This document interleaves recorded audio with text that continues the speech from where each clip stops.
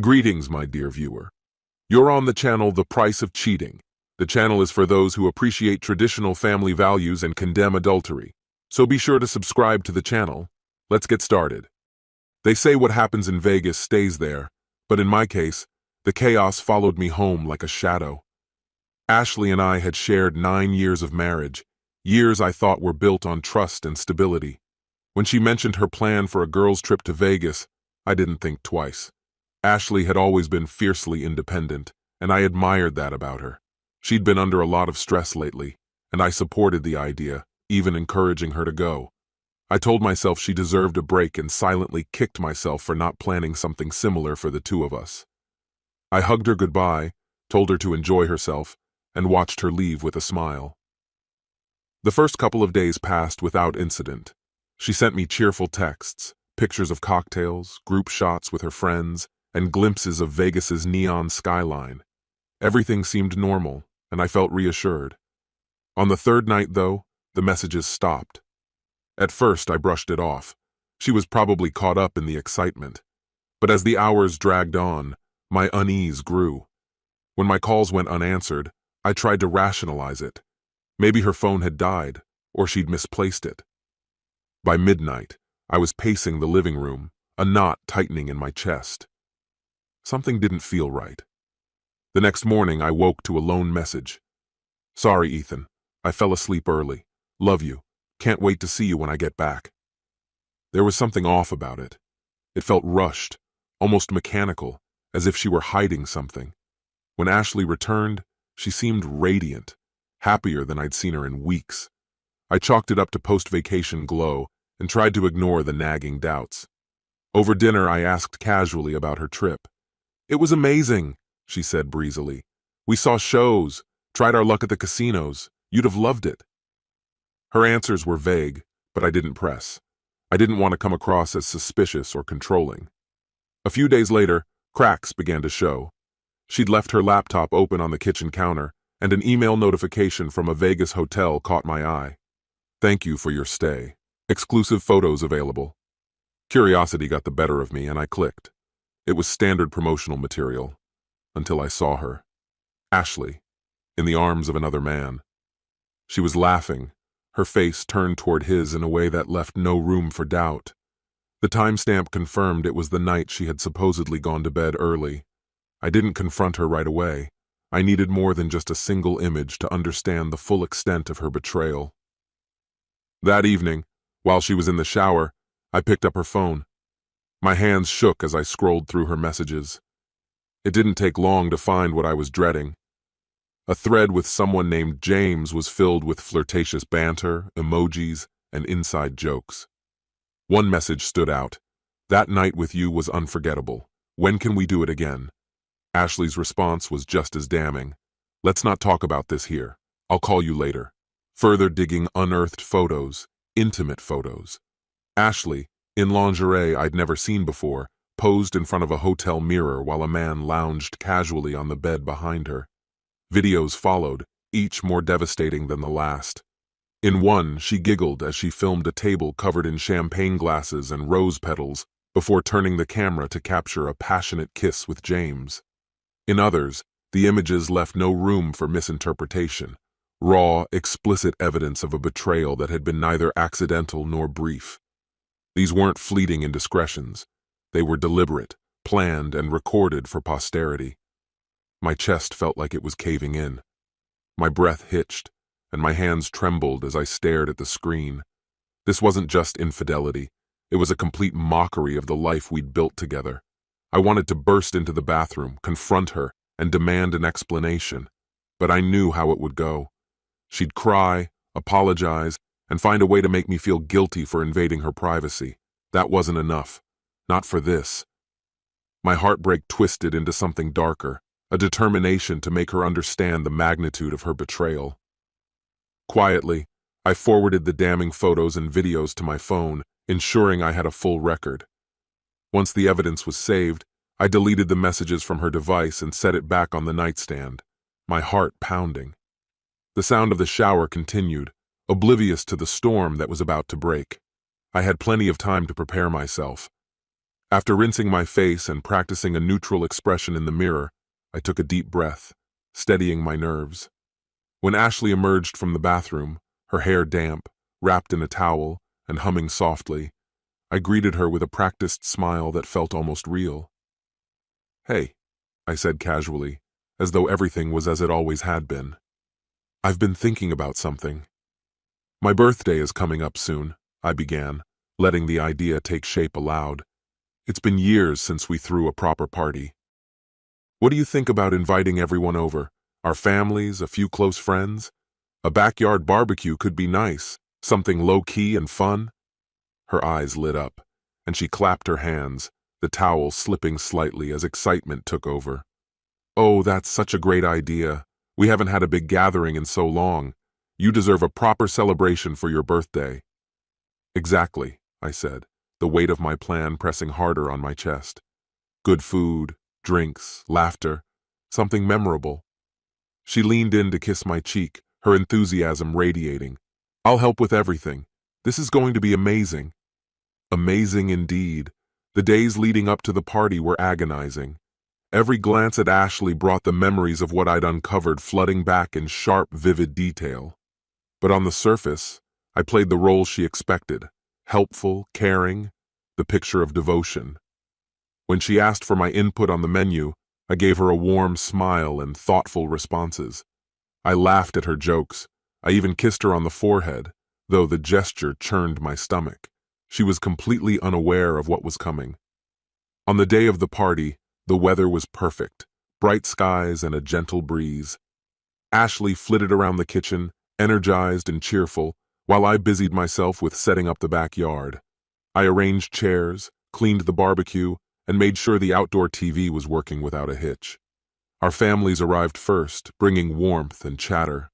My parents greeted Ashley as if nothing had changed, and her family followed shortly, her younger brother tagging along. Friends trickled in after that, filling the yard with laughter and the savory aroma of grilling meat. Ashley moved effortlessly among the guests, her laughter bright and genuine. Her happiness only fueled my simmering rage. She had no inkling of the storm brewing beneath her radiant exterior. As the sun dipped lower and the party reached its peak, I decided the moment had come. Raising my glass and tapping it lightly with a spoon, I called for attention. "Everyone, if I could have a moment of your time." The lively chatter faded as all eyes turned toward me. Ashley looked up with a warm, expectant smile, clearly thinking I was about to make a heartfelt toast. "I want to thank you all for coming tonight," I began, my smile steady. "It means the world to me to be surrounded by family and friends, but there's something personal I need to share, something that has profoundly changed my life." Ashley tilted her head slightly, a hint of curiosity and unease in her expression. I moved toward the outdoor TV, the remote in my hand. "This year has been a time of reflection on trust, loyalty, and love. And I thought, what better occasion than my birthday to share a moment of truth?" The crowd murmured, confusion rippling through the group. Ashley's smile faltered, her brow creasing. "What are you doing?" she asked, her nervous laughter sounding hollow. Ignoring her, I pressed play. The first video flickered onto the screen, showing champagne glasses and rose petals. Ashley's unmistakable laughter filled the speakers as James appeared on screen, too close for ambiguity. The cheerful atmosphere vanished in an instant, replaced by a stunned, suffocating silence. Ashley's face went white. "What is this?" she demanded, her voice sharp with panic. I stayed silent and let the second video roll, exposing her betrayal in undeniable clarity. Gasps erupted from the crowd. Her mother froze, one hand trembling as it covered her mouth, the other dropping her wine glass, which shattered on the patio. My father swore under his breath, while her younger brother stared in shock, confusion and anger etched into his features. Ashley lunged toward me, her voice breaking into a desperate scream. "Turn it off! Please stop this!" I stepped back, holding the remote out of her reach. "Why should I? You wanted these moments immortalized. Now everyone can see them as vividly as you did." Her sobs grew uncontrollable as she sank to her knees, covering her face with shaking hands. Around us, Guests whispered in disbelief, their shocked faces filling the space left by her broken composure. "You betrayed me, Ashley," I said, my tone calm despite the fire raging inside me. "And I thought everyone here deserved to see the truth, just like I did." Her father stepped forward, his expression dark with fury. "Ashley, is this real? Tell me this isn't real." Her choked sobs were her only response. "For 9 years, I trusted her," I said, addressing the crowd. "And this is how she repaid me." I gestured to the screen where the final damning video remained frozen in place. One by one, the guests began to leave, their expressions ranging from pity to disgust. Some murmured apologies to me, while others glared at Ashley as they passed. Her brother shook his head in dismay, walking away without another word. Her father's voice cut through the chaos, low and venomous. "I didn't raise you to throw everything away for something so cheap." His hands trembled as he turned to leave, his disappointment unmistakable. Ashley remained crumpled on the ground, her sobs the only sound in the now desolate yard. The lively gathering was gone, leaving only whispers of shock and the echo of her broken cries. He turned away, his chest rising and falling unevenly, then swung his fierce gaze back toward her. "Shame on you," he hissed through clenched teeth. Her mother, usually poised and tranquil, stood frozen in place, her face a heartbreaking mix of sorrow and disbelief. "How could you do this?" she asked, her voice trembling with emotion. "Do you even understand the gravity of what you've done?" Ashley's entire body shook as she buried her face in her hands. "I didn't mean for this to happen," she stammered, her voice weak and fractured under the weight of her remorse. Her father stepped closer, his tone as cold as ice, cutting through the silence like a blade. "Don't even start," he said sharply. "You don't get to play the victim now." The anger in his glare was searing, his words heavy with disdain. "After everything we've done for you, how could you betray him like this?" His voice rose, each word steeped in bitter contempt. "You've destroyed everything, Ashley. I've had enough." Turning toward her mother, who still seemed frozen in shock, he shook his head in frustration. "I don't know what to say anymore." "This isn't the daughter I raised," her mother murmured, her voice barely above a whisper. "She's not the person I thought she was." A weary sigh escaped her lips, laden with resignation.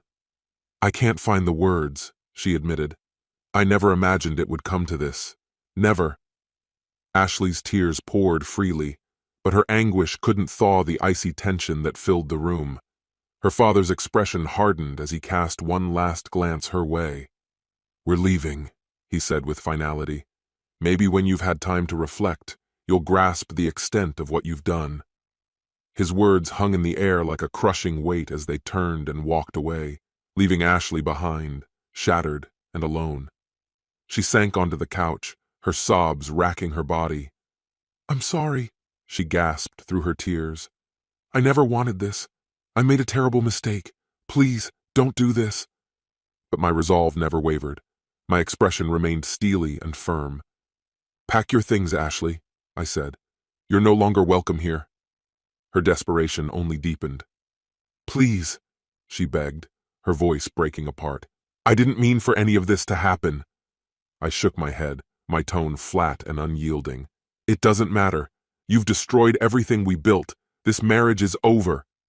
Her tears fell like rivers, but I remained unmoved. The betrayal was too great, the damage irreparable.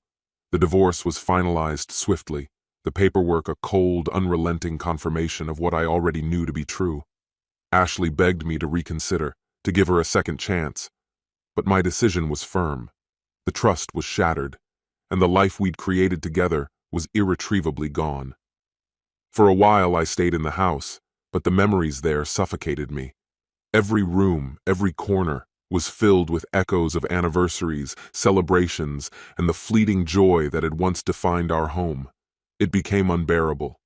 In time, I sold the house and used the proceeds to begin anew. I moved into a modest apartment, a quiet retreat that I could truly call my own. The process of rebuilding was slow and arduous, but with each passing day, I reclaimed small victories over the pain. I kept the space simple, choosing a decor that reflected my newfound focus on creating a life that was mine alone. Months later, I took a cautious step back into the world of dating.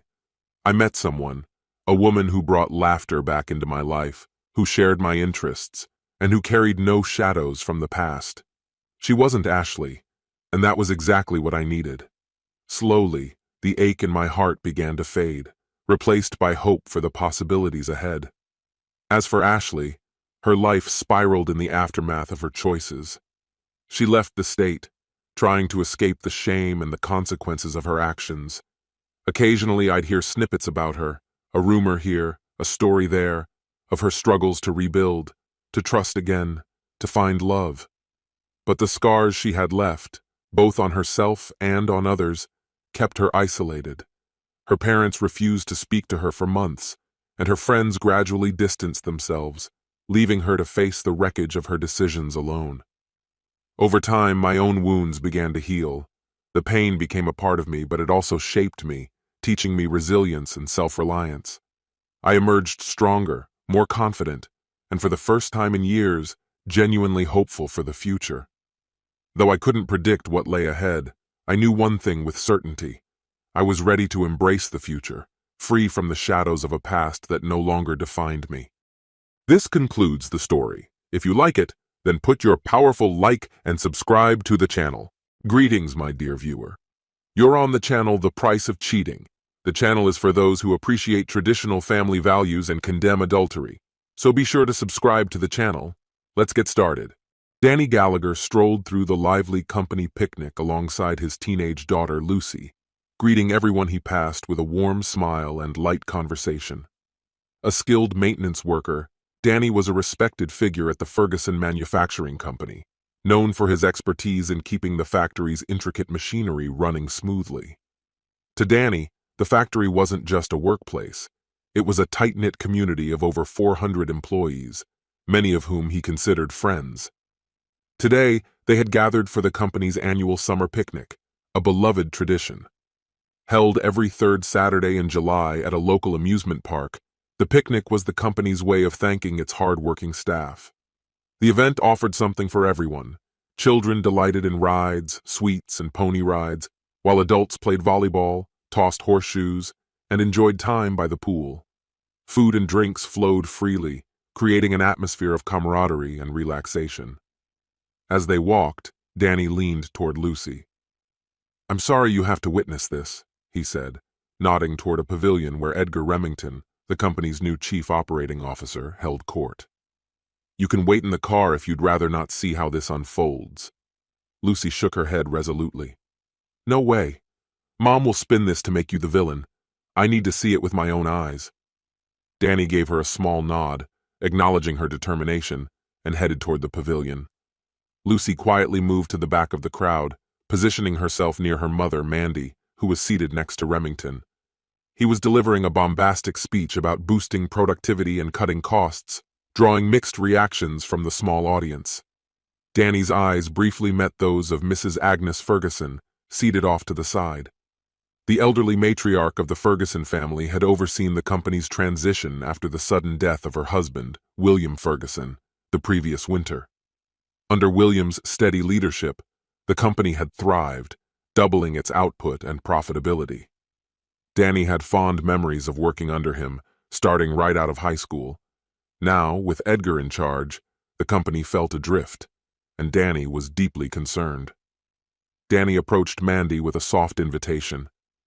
"Want to join me for a drink and a volleyball game? It's a picnic after all."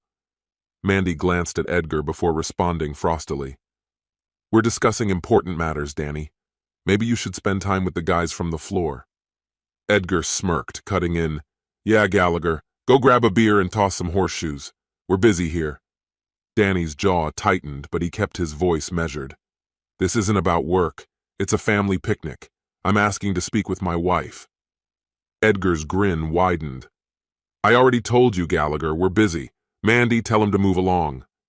Mandy shifted uncomfortably but echoed Edgar. "Danny, maybe you should go enjoy yourself." The condescension stung, but Danny stayed composed. "Mandy," he said firmly, "this is the last time I'll ask. Come with me." Her voice turned icy. I'm staying here. Go have fun. Edgar laughed, his mockery clear. Yeah, Gallagher. Scram. Danny's patience broke. You're a pompous fool, Remington, he said, his voice calm but sharp. You're driving this company into the ground faster than anyone imagined. Remington shot to his feet. What did you just say? You heard me, Danny replied, unflinching. And I've got plenty more to say if you need clarification. A murmur spread through the crowd. Flustered, Edgar tried to regain control. You must be drunk, Gallagher. I'll let it slide this time, but leave. Now. I haven't had a drink all day, Danny countered, and I'm not going anywhere. Edgar's face darkened with anger. You're fired! Danny smirked. Good luck making that stick. You can't handle me without security, and there's none here. The tension crackled as the standoff escalated. Mandy interjected, her tone pleading. Danny, stop! Edgar, he's just stressed. Let it go. Edgar sneered. Sure, stressed because he's footing the bill for your new house, Mandy. Tough break for the guy. Danny's fists clenched. The only thing stressing me out is resisting the urge to knock you flat. Edgar stepped back but tried to maintain his swagger. Leave now, Gallagher. You're finished. Mandy turned to Danny, her expression hard. Don't bother coming home until you've apologized. That won't be a problem, Danny shot back, spinning on his heel. As he walked away, a man approached Mandy, handing her legal papers. Without stopping to watch her reaction, Danny reached his truck, fishing for his keys when Lucy's voice called out behind him. Dad, I need to stay with Mom for now, Lucy said, her voice steady but concerned. It seems like you were prepared for anything today. Did you plan for someone to bring your truck so you wouldn't have to leave with her? I did, Danny replied candidly. Your mom tipped her hand with that scheme about buying a new house and expecting me to split the mortgage. I suspected Remington had something to do with it, and now it's obvious. She's not the woman I married all those years ago, and definitely not someone I'd choose to marry now. No matter what I do, it's never enough for her. She keeps pressuring me to pick up more overtime or land a higher-paying job. I make more than enough as it is, Danny added firmly, especially considering how much she brings home. I'm not going to waste my best years being ordered around by a guy like Remington, or by your mom. It sounds like your mind's made up, Lucy observed, her usual straightforwardness on display. For what it's worth, I get it. Remington doesn't respect you, and neither does Mom. You don't deserve that. Thanks for understanding, Danny said, his tone softening. I've already found a new place to live and start a new job next week. Once I've settled in, I'll fill you in on the details.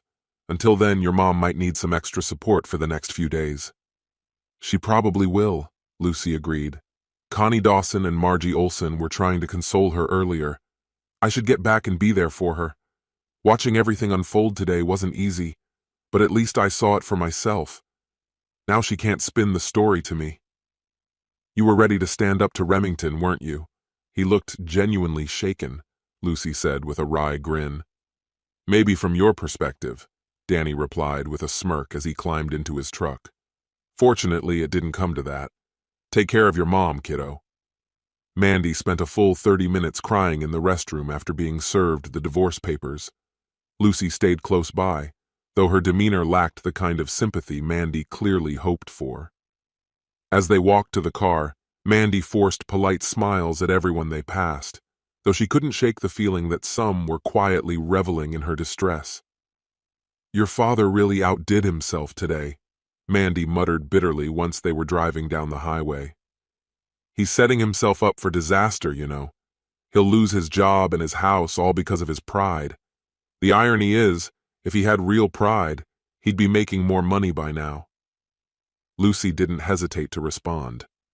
He's proud enough to show up for every single one of my softball and basketball games, every school event, and anything else I'm involved in. My friends think he's the best dad ever. Why would you leave us to listen to some loudmouth show off how smart he thinks he is? He's my boss, Mandy defended herself. He wanted to discuss ideas with the team, and since I'm in charge of marketing, I had to be there. It was actually productive, until your dad decided to blow everything up. At a picnic? Lucy shot back. Even I know work has no place at a picnic. Remington hijacked everyone's time when they just wanted to relax. Your father's been filling your head, Mandy snapped, her irritation growing. You're too young to understand how the real world works. Success takes hard work, and your dad's not exactly famous for that. He's all about taking it easy and having fun. Funny, that's exactly what Remington said to Dad, Lucy replied with biting sarcasm. It sounds like you agree with him. Well, everyone knows your father refuses to put in extra hours, Mandy retorted. If he worked harder, we could afford a better house, maybe even one with a pool. How did Remington find out about your plan for Dad to cover half the mortgage on a new house? Lucy asked sharply. Mandy hesitated. I might have mentioned it briefly. I don't remember the details, but it's possible I brought it up. Remington is a financial expert, after all. An expert with no sense of professionalism, apparently, Lucy shot back. He showed no respect for Dad today. Maybe your father didn't earn it, Mandy countered. Remington values responsibility, and your dad's not exactly the poster child for that. Dad earned respect when he stood up to him, Lucy argued. Remington was so scared he fell out of his chair. I'm proud of Dad for not letting himself be humiliated. It was absurd, Mandy snapped. Your father was completely out of line, and Remington handled it like a professional. Maybe he wouldn't have lost his temper if Remington hadn't provoked him, Lucy said firmly. He tried to humiliate Dad and you went along with it. That's why he finally snapped. Well, it's fortunate things didn't go further, Mandy replied, her tone frosty. Edgar's in great shape.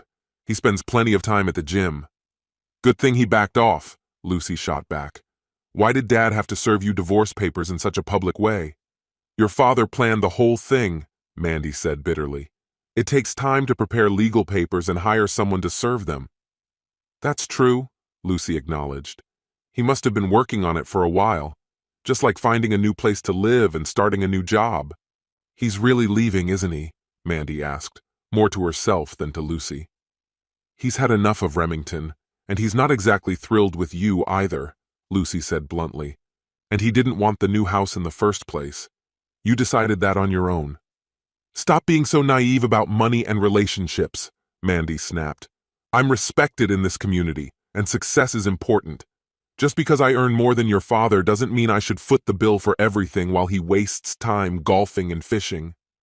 Dad never complains about how much you spend, Lucy shot back. I've been shopping with you. I know exactly how much you spend in a single day. Why shouldn't he enjoy his hobbies? Mandy could only glare at her daughter, stunned into silence. Mandy retorted sharply, Maybe because I'm footing the bill for everything. She continued, her tone edged with frustration. Plenty of my friends' moms don't even work. They spend their days shopping, getting massages, and golfing without earning a single dollar. Is that fair? Absolutely. They gave up their careers to prioritize their families, Mandy argued. It's a husband's duty to ensure his wife lives comfortably. Lucy knew better than to argue when her mother dug her heels in. Over time, she'd learned a subtler approach, introduce ideas like seeds, letting them take root and grow. For now, all she could do was wait and see if her latest suggestion would bloom or wither. Lucy changed the subject abruptly. So, is Remington your boyfriend? You two seem pretty close. What? Of course not. Edgar is a complete bachelor, Mandy clarified. He dates stunning women and isn't remotely interested in me. Sounds like you might be interested in him, though, Lucy teased. Just don't rush into anything. People might think you were seeing him while you were still with Dad.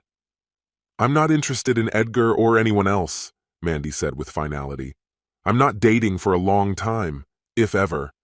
That's assuming your father and I even go through with the divorce.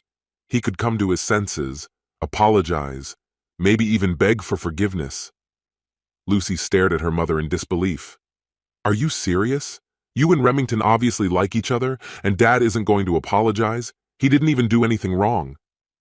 Humiliating me in public wasn't wrong, Mandy shot back. How can you take his side? Doesn't all this drama embarrass you? Lucy shrugged. What's embarrassing is you skipping Dad's picnic invite just to sit and listen to Remington's endless stories. As they pulled into the driveway, Mandy noticed Danny's garage door was wide open.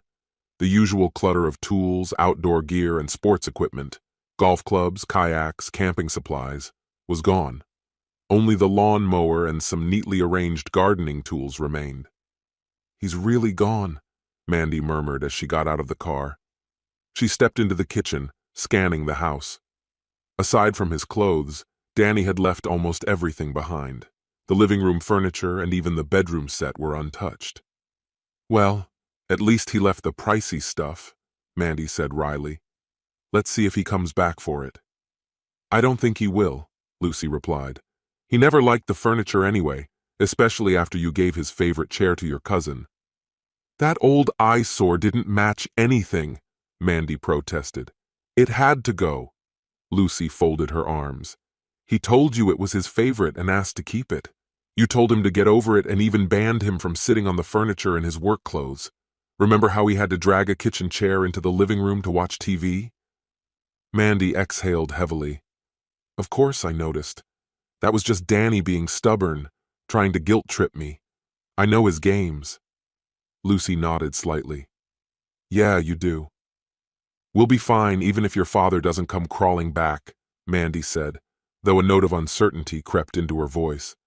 "I make enough for us to live well. We don't need him." "Funny," Lucy said, smirking. "You used to tell him he needed to make more money. Now I'm confused." "I just wanted him to aim higher," Mandy said, almost to herself. "I wanted to feel proud of him." "Maybe the divorce is for the best," Lucy suggested. "You don't seem to like each other anymore. And honestly, Remington seems into you." Mandy's expression hardened. "Does it bother you that you'd be living with one parent?" Lucy shrugged again. "Mom, I've basically been living with just you for the past year. Dad still spends time with me, takes me to my games, and goes camping and fishing.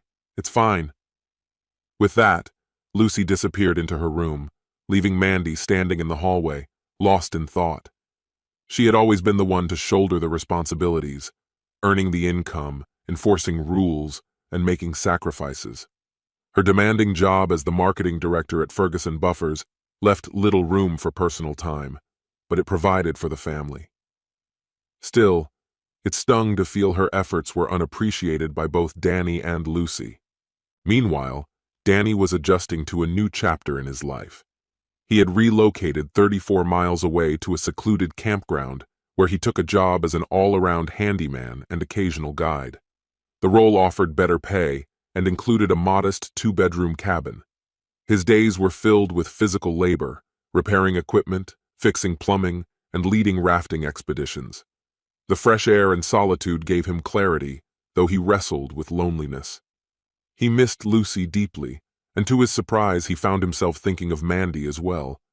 Despite their differences, she remained as striking as ever, and it didn't surprise him that someone like Remington would be drawn to her. But their marriage was undeniably over. To Mandy, he had become a burden rather than a partner. Still, Danny worried about the impact their failed relationship might have on Lucy. He hoped she would grow to value mutual respect in her future partnerships. Over time, his work helped him rebuild his confidence and fitness. Lucy noticed the changes whenever they spent time together, and Danny felt pride in his transformation. One warm summer weekend, Mandy's sleek BMW pulled into the campground. Danny was assisting 2 women with rafting gear when she arrived to drop Lucy off for her visit. As Mandy stepped out of the car, composed and poised as ever, Danny couldn't help but wonder what path their lives would take next. Lucy leapt out of the car and hurried to her father, wrapping him in a warm hug. "Wow, Dad, you look so fit and tan. Have shirts become optional for you now?" she teased with a grin. Danny chuckled and hugged her back. "Only when I'm eating," he joked. Then, turning to introduce the 2 women standing nearby, he said, "Lucy, meet Kim and Lisa. They're staying here too. We're about to head out for some river rafting and you're coming along." Lucy glanced at the 2 stunning blondes, who were dressed in shorts and halter tops that emphasized their athletic builds. "I don't want to disrupt your plans," Lucy said, picking up on the easy camaraderie between her father and his companions. She couldn't help but wonder about their dynamic. "Nonsense," Kim said with a bright smile. "We have plenty of space, 2 two-seater kayaks and some tubing kayaks. There's room for you and we'd love to have you." Lisa chimed in cheerfully. "If you didn't pack a swimsuit, we've got extras." Lucy laughed. "Thanks, but I brought one. I'm not sure I could pull off the kind of tops you two wear, though. They seem tricky to keep in place. You both look amazing. Lisa grinned mischievously. Don't worry, we usually lose the tops pretty quickly anyway. Lucy shot her father a playful look. I doubt Dad would let me join in on that. He's kind of old school. Danny smirked. You've got that right, but I don't think you'll get the chance to test that theory today. He added with a wink. She's only 15, Lisa. Lucy rolled her eyes. So, I guess it's okay once I'm 18? Danny laughed. By then, you'll be calling your own shots. Just make sure you're safe and keep any pictures far away from the internet. Their light-hearted exchange was cut short when Mandy, Lucy's mother, arrived. I don't think she should go if it means being around people who might strip down, Mandy said sharply. In fact, Danny, you shouldn't either.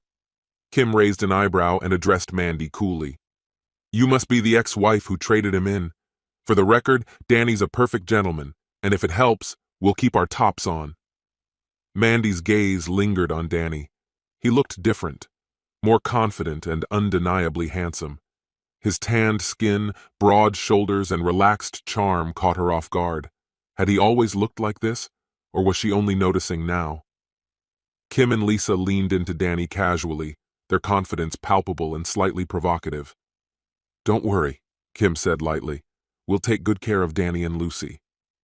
Mandy's irritation deepened as she recalled Danny mentioning Edgar, her boss. She suspected he'd shared a skewed version of events with these women. The thought stung, but she turned and headed back to her car. As she drove to work, Mandy's thoughts wandered to Edgar. His behavior had changed since the company picnic. He'd become more touchy, more complimentary, and increasingly critical of Danny. Her co-workers had also started gossiping about her relationship with Edgar, especially after the divorce papers were filed. Edgar was undeniably successful and charming, but Mandy had never considered breaking her vows for him. Danny, despite his lack of ambition, had been a good husband, a devoted father, loyal and respectful of her family. Her father's scathing words after the divorce announcement replayed in her mind. What were you thinking? Her father had asked angrily. This man supported you through school, treated you like royalty, and is the best father I've ever seen. Was he too nice for you? Did you lose respect for him because he always put you first? Mandy had tried to explain. I just wanted him to do more, to be more. He's smart, capable, and strong, but he's not living up to his potential. I wanted someone Lucy and I could look up to. Her father shook his head in frustration. Danny already is someone to be proud of. The problem is, you couldn't see it. Lucy had chimed in, standing up for her dad. I'm proud of him, Mom. My friends think he's the coolest dad ever. Don't drag me into this. Mandy had tried to justify her decision. He could accomplish so much if he just tried harder. Her father sighed deeply. And yet, you're the one pushing him away. There are plenty of women who would be thrilled to have someone like Danny. Lucy had added softly. You should see how other moms look at him. As Mandy drove, those words weighed heavily on her. Had she been so fixated on what Danny wasn't that she'd failed to appreciate what he was? Single mothers had grown increasingly fond of her ever since learning about the divorce between her and her mother, Lucy mused. I'm always the one doing the heavy lifting for this family, but somehow everyone still thinks Danny is the golden child, Mandy vented in frustration. I bet if we were stuck in a rundown shack living off ramen, people wouldn't think he's so great anymore. But Danny makes more money than me, that's the real difference. Her father chimed in, reflecting on their past struggles. Your mom and I raised 3 kids and overcame every obstacle together. She never complained, even when we barely scraped by. She stood by me through my mistakes, including the ones that hit us hard financially. Marrying her was the luckiest day of my life. But I'm not Mom, Mandy shot back. I want more than just scraping by. I want a husband I can admire, she said, acknowledging how deeply her parents loved each other. At the campsite, Lisa and Kim dropped Danny's hands the moment Mandy walked away, dissolving into laughter afterward. Lucy stared at them, confused. Kim and I are in a committed relationship, Lisa explained. We didn't even go sailing with your dad yesterday. Honestly, the only time he could have seen our daughters was if he was peeking through our window last night. Lucy smirked. You really gave your mom a run for her money earlier. She doesn't seem like someone ready to go through with a divorce, does she? Lisa added with a chuckle. Your dad's quite the looker for his age, and your mom's stunning too. But what's on her mind? Danny's a catch. Later, Mandy arrived at Ferguson Buffers for a Saturday meeting, only to find the parking lot nearly empty, with Edgar's car the sole vehicle present. Where is everyone? She asked as she entered. I canceled the meeting last night and told everyone, Edgar replied nonchalantly. I figured this would be a perfect chance for us to spend some one-on-one time. This isn't the place for personal conversations, Mandy said, her irritation clear. I rearranged my whole Saturday morning for a meeting that didn't even happen. I've got a lot to do at home. Edgar leaned in, undeterred. You mentioned your daughter is with her dad for the weekend. I thought it'd be a good opportunity for us to connect. By the way, I've booked us a room for a conference in Chicago in 2 weeks. We can save on company costs by sharing, Friday through Monday. It'll be like a romantic work getaway. Stunned, Mandy stammered. That's sudden. I need some time to think. Take all the time you need, Edgar said smoothly. But start packing. You'll love it. Driving home, Mandy struggled to hold back tears. Her life felt like it was unraveling. Danny had filed for divorce, hurt, and feeling unappreciated. Lucy seemed indifferent, even hinting that Mandy hadn't been a great mother. Her parents weren't offering solace either. They praised Danny, holding him up as an exemplary husband and father. On top of it all, Edgar's intentions were now glaringly obvious. Danny had warned her about him, claiming Edgar's interest wasn't purely professional. Meanwhile, Danny seemed to be thriving, spending time on a river trip with 2 bold women who had no qualms about going topless around him. The thought churned Mandy's stomach. If Danny could move on so easily, why couldn't she consider Edgar? He fit the image she'd always wanted, successful, confident, and good-looking. Yet guilt gnawed at her. What would Lucy think, especially after Mandy had vehemently denied being interested in Edgar? Danny's decision to end their marriage forced her into uncomfortable introspection. Why hadn't he just earned more to secure their family's future? But Lucy's earlier words haunted her. Why push Danny so hard when Mandy made enough for them all? Even her father had called Danny a fantastic husband and father. Mandy felt increasingly isolated in her dissatisfaction. When Danny dropped Lucy off on Sunday evening, her daughter radiated happiness, clearly overjoyed by her weekend. Mandy felt a sting of envy and sadness. Why did Lucy's closeness with her father hurt so much? Shouldn't she be grateful for their bond? Did your dad rush back to his girlfriends, or did he have time to talk about our daughter? Mandy asked sharply. Sensing her mother's tension, Lucy tried to reassure her. Dad really liked Lisa and Kim, but no, he didn't sleep with them. I'd know. My bedroom door was open all weekend. He wouldn't sneak out, and he wouldn't bring them into the cabin while I was there. Lucy's remark about Mandy's noisy romantic life caught her off guard. I didn't think we were that loud, Mandy mumbled, embarrassed.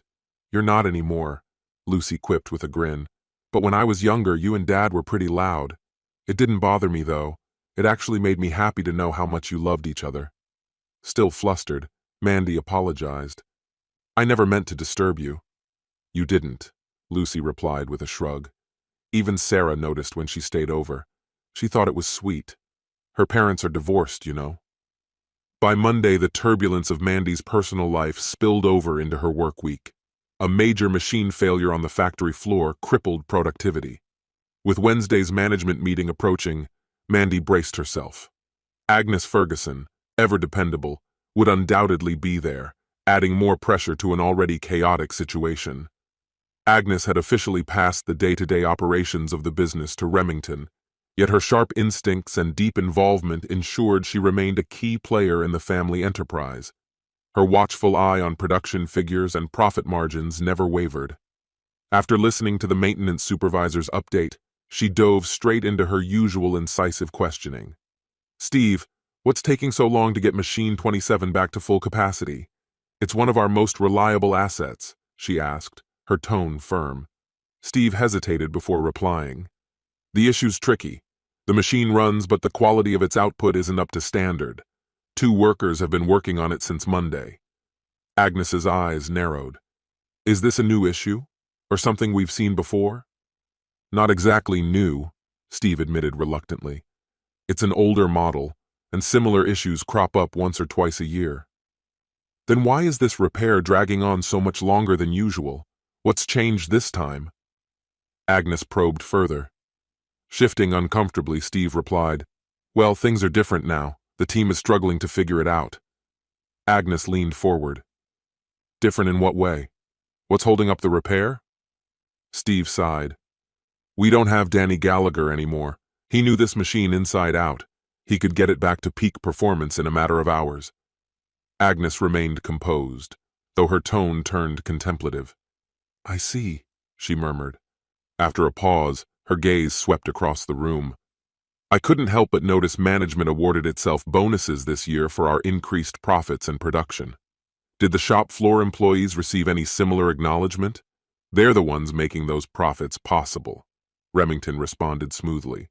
We celebrate employee milestones with appreciation days when we hit monthly targets, things like pizza parties or an occasional barbecue. The team loves it. Agnes raised an eyebrow. So management gets bonus checks and the workers get pizza? Mandy, did Danny ever share his thoughts on these bonuses? Mandy hesitated before nodding. He did mention it. He joked that pizza wasn't exactly motivating enough to take on extra work. In fact, he thought it was more of a disincentive. Remington interjected sharply. That attitude is why he's no longer with us. Ferguson Buffers can't afford employees who aren't fully committed. Agnes's gaze turned steely. Mr. Remington, let me remind you that Danny Gallagher was anything but a poor performer. My late husband often praised him, saying he achieved more in an 8-hour shift than anyone else he'd ever hired. Letting him go was a significant misstep. Mandy appeared taken aback. The realization hit her like a bolt. Had she misjudged Danny all along?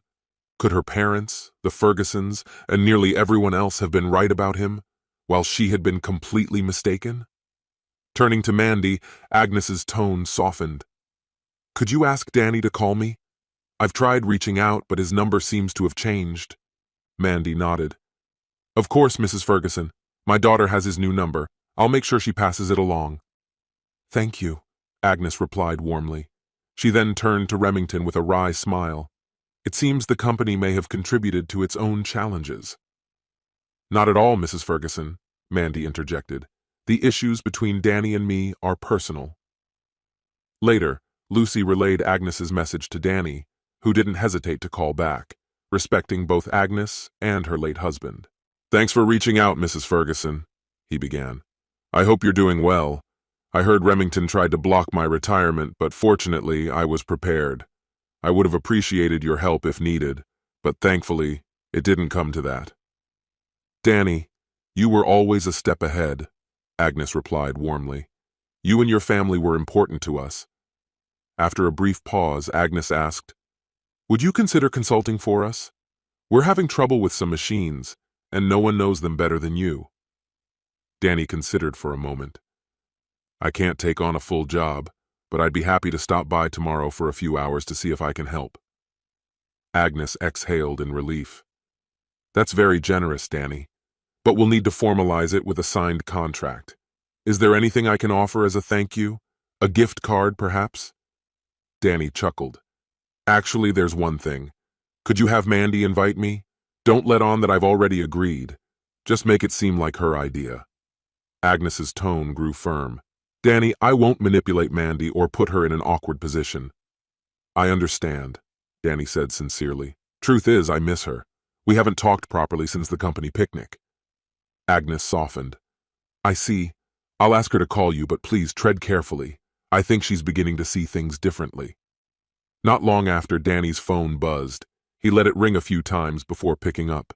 Danny, it's Mandy. How are you? Hearing her voice made Danny's heart lift. Mandy, this is a pleasant surprise. I was just thinking about you. Is Lucy all right? Is everything okay? Mandy hesitated. Lucy's fine. There's just a small issue. But why were you thinking about me? Danny smiled, his voice warm.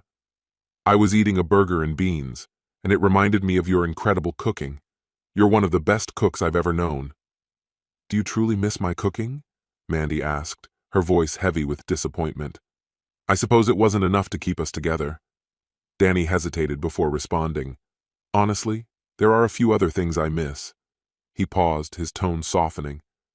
"How have you been doing?" "Without someone constantly pressuring me to earn more? It's about what you'd expect after being handed divorce papers in front of my colleagues," Mandy replied bitterly.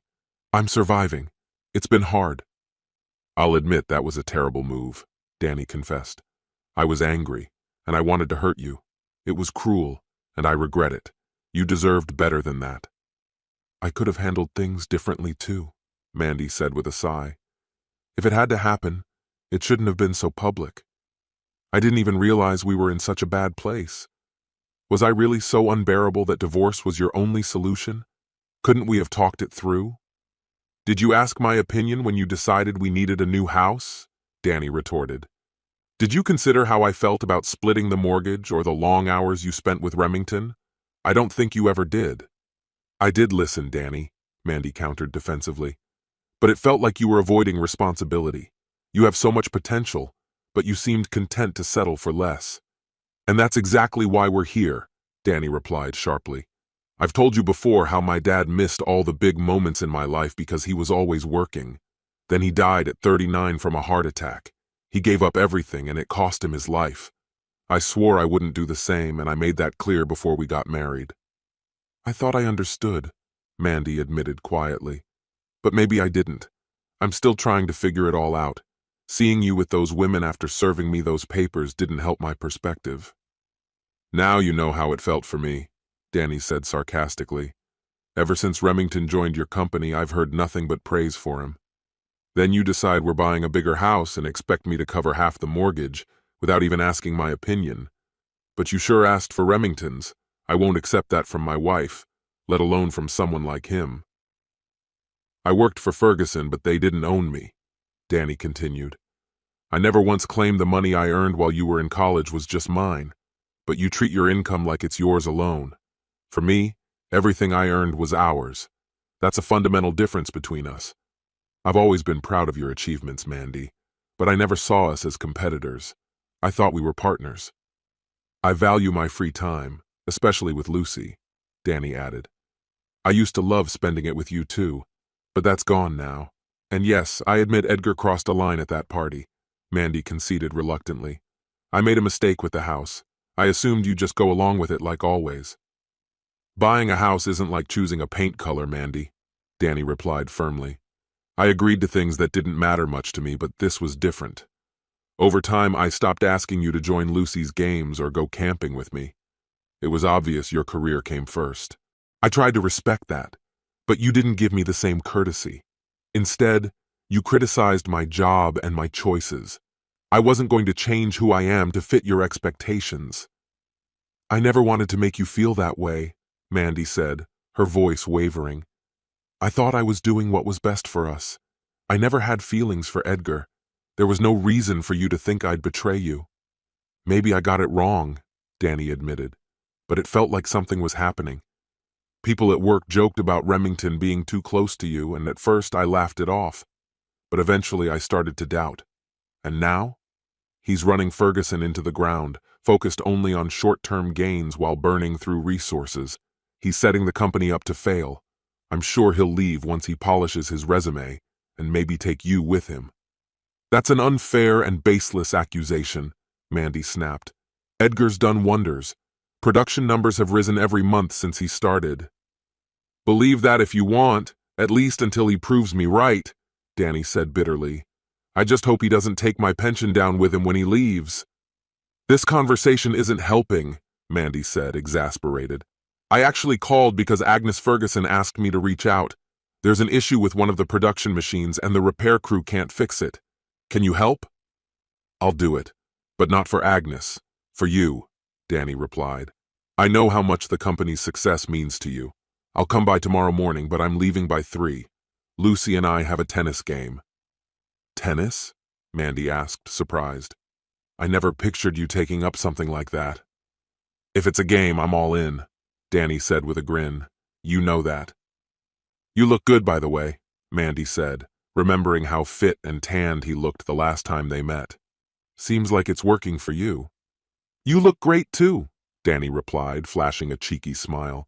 Did you get a boob job? Do they seem bigger than usual? Did you notice that? Mandy asked, her voice carrying a mix of intrigue and disbelief.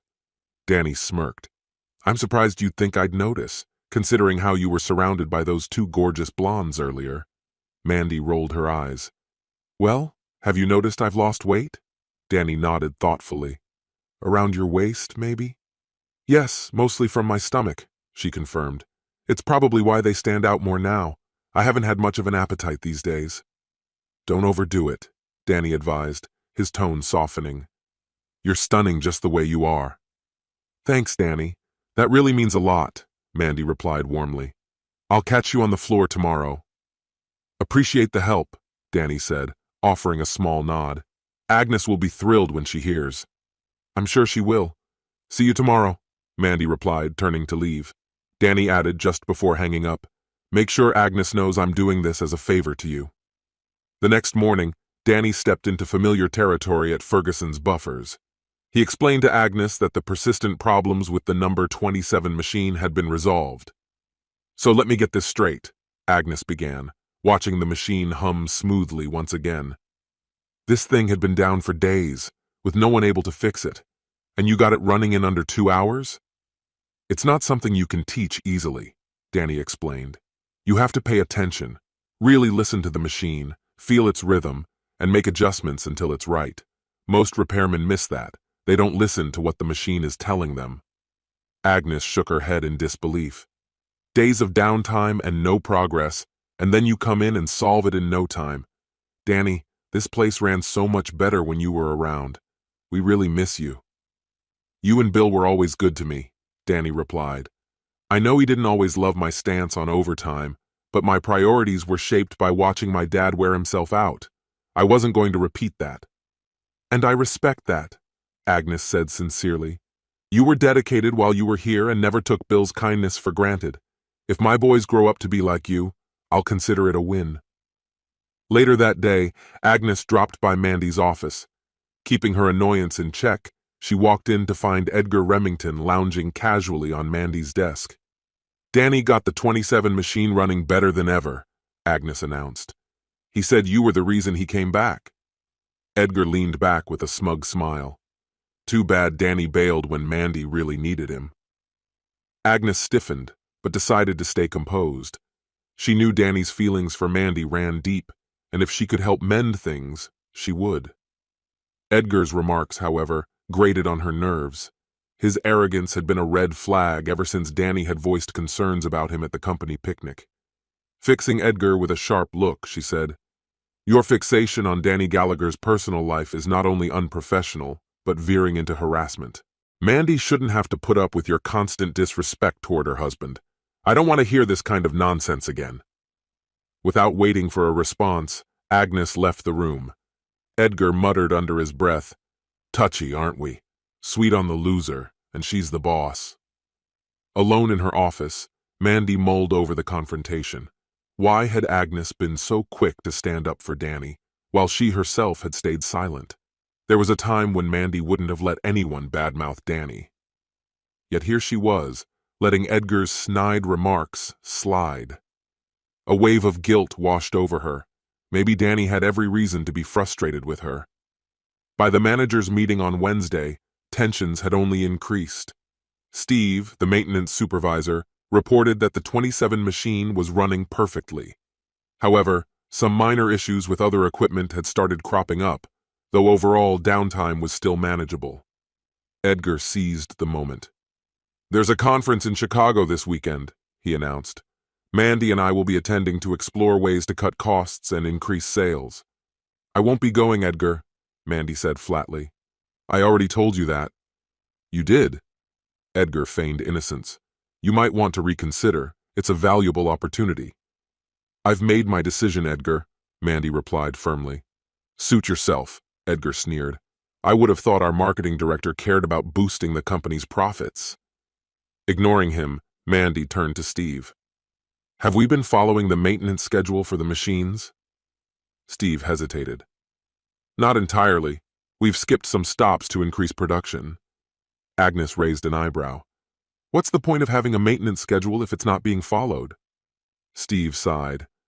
Danny and your husband designed that schedule years ago, but Mr. Remington directed us to skip every other stop. Well, that's worked wonders, hasn't it? Edgar said sarcastically. Just look at our production numbers. Mandy pressed on. Steve, didn't machine number 14 break down yesterday? What happened? The roller bearings failed and the roller was damaged, Steve explained. We've ordered a replacement, but it won't arrive for a week. Agnes gave a decisive nod. From now on, Steve, stick to the original maintenance schedule. No exceptions.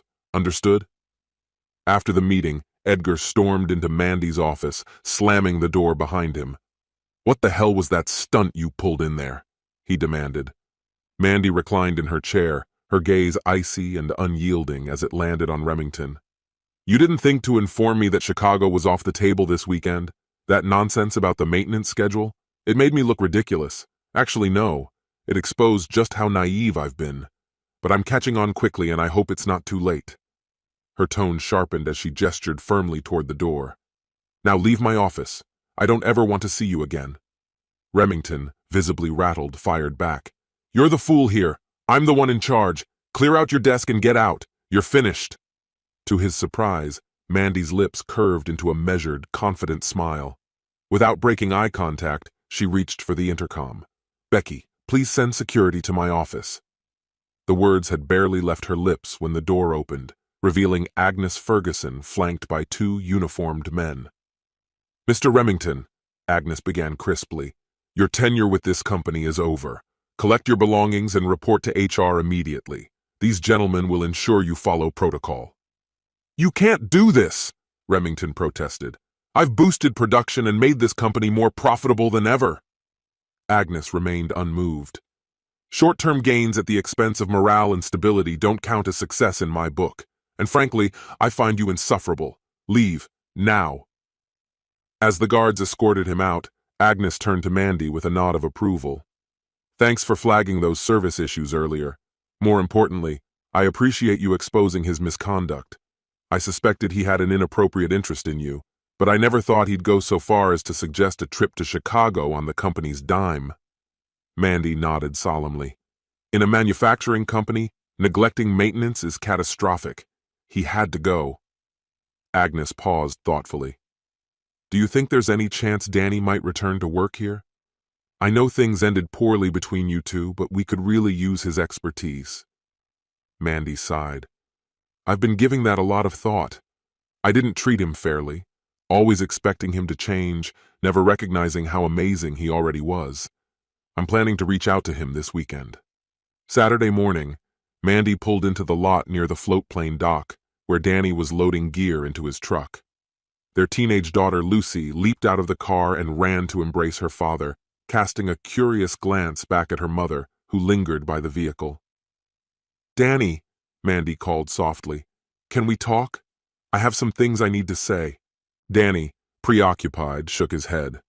Not now, Mandy.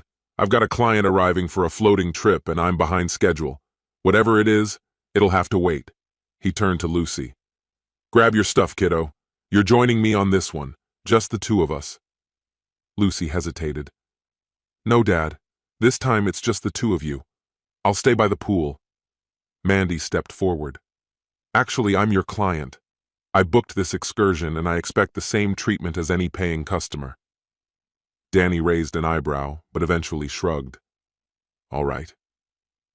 By the end of the day, as they returned to the cabin, the sound of laughter filled the space. Lucy, observing from a corner, couldn't hide her surprise at the lightheartedness between her parents, a tone she hadn't heard in years. I still can't believe you let me drift around that bend with all those people on the shore, Mandy teased. A whole crowd at the boat launch watching me. Danny smirked. I didn't tell you to take off your bikini top. I didn't even know you still had one. You looked pretty smug when all those guys stood there gawking, Mandy shot back. You have a knack for making me feel like a spectacle. Danny chuckled. You're gorgeous. Always have been.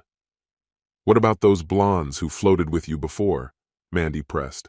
How'd they manage to stay covered? They tried, he admitted with a grin, but not very well. From the other room, Lucy's voice rang out. Mom, are you telling me you went topless in public? How am I supposed to face my friends when this gets around? Mandy rolled her eyes. You're the one who brought up those blondes. Don't play innocent now. I said no one saw them topless, Lucy countered, smirking. But I didn't expect you to take it as a dare. Danny raised his hands in mock surrender, laughing. Let's not turn this into a soap opera. I remember floating down the river, and that's enough for me. Lucy sighed, but accepted the $20 Danny handed her to grab dinner at the diner. As she left, Danny turned to Mandy. So what's your angle here? Mandy hesitated before speaking. I want to rebuild what we've lost, Danny. Not just between us, but everything. Our family, our priorities. I've pushed too hard and I'll stop. I just want you to know how proud I am of you. The next morning, Lucy was at the kitchen table when Mandy walked out of the bedroom wearing one of Danny's shirts. Lucy raised an eyebrow but said nothing. What? Mandy asked defensively. Lucy shrugged. Nothing.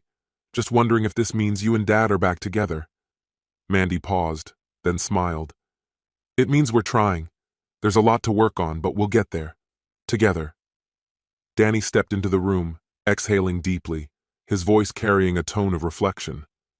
I've come to understand that I've been far too set in my ways, he admitted. If wearing a suit and tie occasionally is what it takes to make your mom proud to be seen with me, then I'm willing to do it. She swore I wouldn't regret the effort. Seated nearby, Lucy visibly grimaced. Oh, gross. That's way more detail than I ever needed, Dad, she blurted out, throwing her hands up dramatically. I already had to put up with her meowing and yelping all night long. Danny merely shrugged, clearly unfazed by Lucy's outburst. Well, you'll either have to learn to deal with it or start investing in earplugs, he said with an easy grin. I've decided to return to my old job and have a conversation with Agnes about getting a raise. Your mom's convinced I'll get it, and if she's right, you'd better brace yourself. Her noises won't be stopping anytime soon. If anything, they might just get louder. This concludes the story. If you like it, then put your powerful like and subscribe to the channel.